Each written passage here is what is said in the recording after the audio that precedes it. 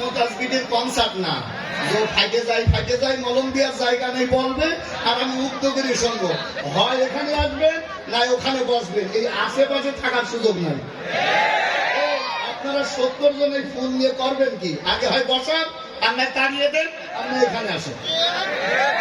যান যান যান যান, আগে যান, আগে যান, ভিতরে আসেন। আর যদি আপনার ভালো না লাগে এখানে আসেন।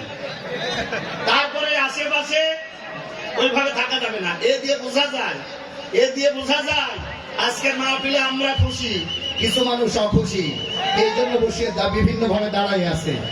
এটার নাম কি ভাই জোরে বলেন? বলেন এটার নাম কি? আরো জোরে। অতএব আল্লাহর নবী বলেন, মান ক্বালা বিহি সাদাকা, যারা কোরআন থেকে কথা বলে তারা সত্য কথা বলে। বলেন না সুবহানাল্লাহ? আরো জোরে বলেন সুবহানাল্লাহ। এই জন্য কোরআনের সম্মানে পায়ে হাত দিয়ে বলতেছি, মসজিদের ইমাম যারা আছেন সবাই মঞ্চে চলে আসেন। যারা মসজিদের ইমাম আছেন, আপনাদের ভিতরে না, আপনারা মঞ্চে চলে আসেন। যারা মসজিদের ইমাম আছেন, এখানে এই লোকগুলো এত থাকা যাবে না ভাই। আমি কিন্তু আসলে একটু কড়া কথা বললে তখন গায়ে লেগে যাবে ভাই। এদিকে আসেন শুধু ভলেন্টিয়ার ছাড়া, আর এই ভিতরে ইমাম যারা আছেন তারা মঞ্চে চলে আসেন। আসেন, এদিকে থাকা যাবে না। আল্লাহ কবুল করুন, বলেন আমিন। আমি তো শুধু সাজায় গুছাই দেওয়ার জন্য কিছু সময় আপনাদেরকে বিরক্ত করব, আর আপনাদের প্রধান আকর্ষণ যিনি আবরাহুল হক আসিফ আপনাদের সামনে আসবে, ইনশাআল্লাহ কথা বলবে। আমাদের কুষ্টিয়াতে ঢুকে পড়ছে, বলেন আলহামদুলিল্লাহ। চিৎকার করে আল্লাহকে জানায় দেন আল্লাহু আকবার।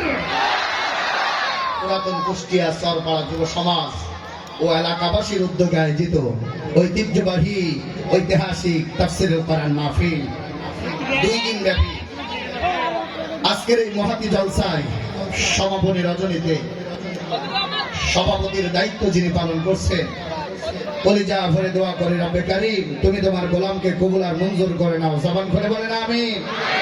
জনাব আবুল কালাম আজাদ, আল্লাহর কাছে দোয়া চাই রব্বে কারীম সর্বোচ্চ সম্মান তুমি দান করে দাও।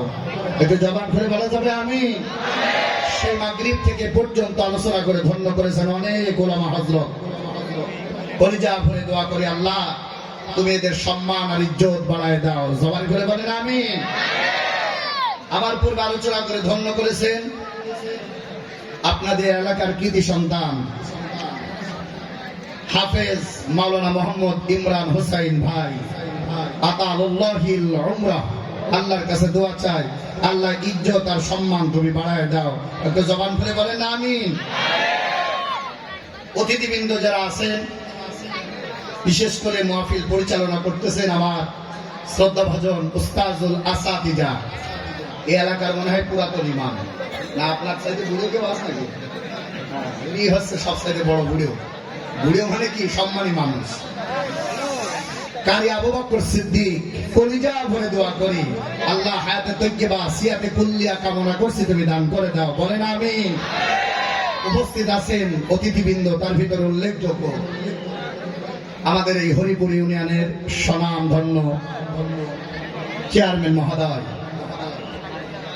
আল্লাহর কাছে দোয়া চাই আল্লাহ তুমি ইজ্জত আর সম্মান বাড়ায় দাও। এখানে অনেক ব্যক্তিবর্গ আছেন, একসাথে দোয়া করে দিচ্ছি সেই গল্পের মতন। ক্লাসে স্যার জিজ্ঞাসা করছে, ছেলে বলো তো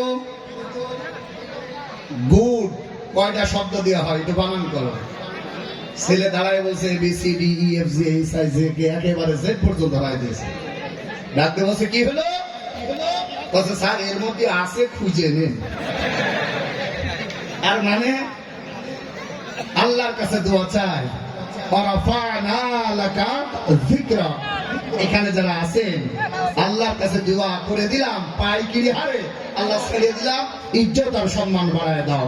জবান খুলে বলেন আমিন। আমার ভাইরা সময়ের দিকে তাকাচ্ছে, আমার তো স্কুলতে 1 ঘন্টা লাগে। জানি না কতটুকু সময় আপনারা দিবেন, কিন্তু এই যে কথাবার্তা এইগুলো করলে তো সমস্যা ভাই। হ্যাঁ, যারা কোরআন শোনে ওরা আল্লাহর বান্দা, ওরা আল্লাহর কি বলেন, ওরা আল্লাহর কি, আর আল্লাহ আল্লাহর বান্দা যারা ওরা হলো জান্নাতি মেহমান, বলেন সুবহানাল্লাহ। আল্লাহ রাব্বুল আলামিন ডাকতে বলেন ফাযাক্কির বিল কুরআনি মান ইয়াখাফু